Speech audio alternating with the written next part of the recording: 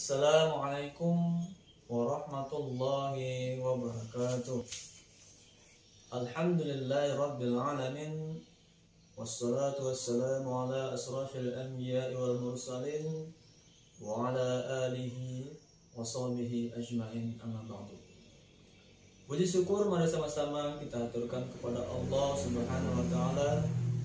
Kemudian berselawat kepada Nabi Muhammad sallallahu alaihi wasallam. Apa kabar semua anak-anak? Alhamdulillah, mudah-mudahan kita semua dalam keadaan sehat-sehat walafiat. Amin. Pada pelajaran pendidikan agama Islam pada pagi hari ini, kita akan membahas tentang materi makanan dan minuman yang halal dan bergizi. Di dalam Al-Quran, Allah Subhanahu wa taala berfirman di dalam surah An-Nahl ayat 114, A'udzu billahi minasy syaithanir rajim.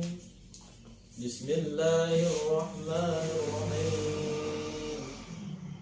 Fakulu mimma razaqakumullahu halalan thayyiban washkuru ni'matallahi in kuntum iyyahu ta'budun.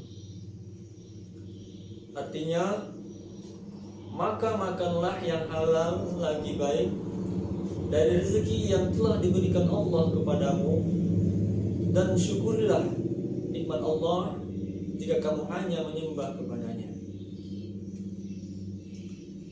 Anak-anak semuanya, dalam ayat ini Allah Subhanahu wa taala menjelaskan kepada kita bahwa makanan dan minuman yang harus dan boleh kita makan dan boleh kita minum itu memiliki kriteria atau syarat. Islam memberikan aturan. Islam memberikan rambu-rambu bagaimana kita harus makan dan minum, dan makanan dan minuman yang bagaimana yang bisa kita makan. Islam itu sudah memberikan aturan. Nah, yang pertama, rambu-rambunya, syaratnya, makanan dan minuman yang boleh itu adalah, yang pertama adalah halal. Dan yang kedua adalah thayyib, baik. Nah, inilah syarat atau kriteria makanan dan minuman yang diatur dalam Islam. Baik, kita akan bahas lebih rinci tentang makanan dan minuman yang halal dan bergizi. Adapun karakter atau ciri-ciri makanan yang halal itu adalah, yang pertama, makanan yang ditetapkan halal oleh syarak, seperti hewan yang boleh dimakan, kemudian tumbuh-tumbuhan, buah-buahan, dan sayur-sayuran. Yang kedua, makanan yang halal tidak boleh bercampur dengan najis. Walaupun bendanya halal, tapi kalau seandainya benda itu bercampur dengan yang najis, maka dia akan dikategorikan najis. Walaupun awalnya itu dia bendanya halal, tapi karena dicampur dengan benda yang najis, maka dia jadi najis, maka dia tidak boleh dimakan atau diminum. Yang kedua adalah makanan yang diambil dari rezeki yang halal, dari pekerjaan yang halal. Misalnya sebagai petani, sebagai guru, dan sebagainya. Jadi cara dia mendapatkan rezeki itu juga halal. Kemudian yang keempat adalah hewan yang kita konsumsi itu adalah hewan yang sudah disembelih sesuai dengan syariat Islam. Ya, dengan menyebut nama Allah ketika menyembelihnya, lalu kemudian alat yang digunakan itu alat benda yang tajam yang sudah diasah dengan tajam sehingga ketika menyembelih hewan itu tidak merasa kesakitan. Nah, dan yang terakhir, makanan dan minuman yang sudah diberikan label halal oleh lembaga yang ada di negara kita, yaitu lembaga halal yang biasanya dikeluarkan oleh MUI.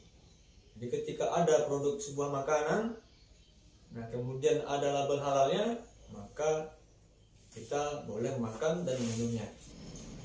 Itu tadi penjelasan tentang ciri-ciri atau kriteria makanan yang halal dan bergizi.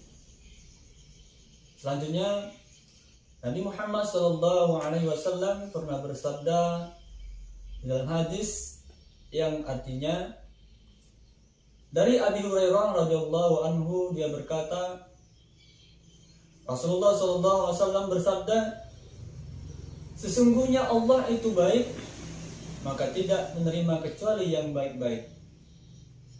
Dan sesungguhnya Allah memerintahkan kepada orang beriman sebagaimana dia memerintahkan kepada para rasulnya dengan firman-Nya.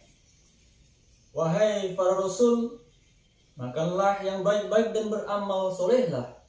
Dan dia berfirman, wahai orang-orang yang beriman, makanlah yang baik-baik dari apa yang kami rezekikan kepada kalian.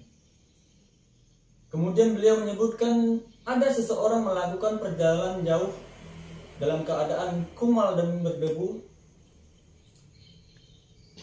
Dia memanjatkan doa kedua tangannya ke langit seraya berkata, Ya Rabbku, Ya Rabbku, padahal makanannya haram, minumannya haram, pakaiannya haram, dan kebutuhannya dipenuhi dari sesuatu yang haram.